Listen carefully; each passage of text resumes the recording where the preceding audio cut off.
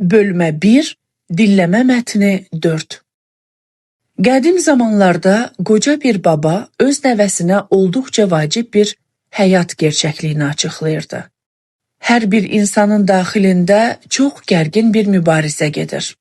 Bu mübarizə iki canavarın döyüşünü xatırladır. Canavarlardan biri şəri təmsil edir.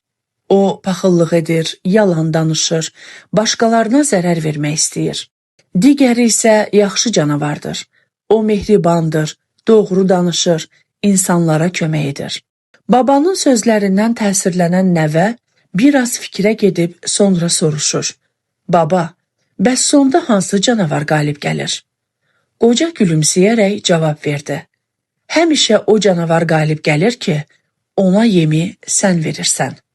Nəvə başa düşdü ki, yaxşı canavarın qalib gəlməsi üçün həmişə yaxşı işlər görmək lazımdır.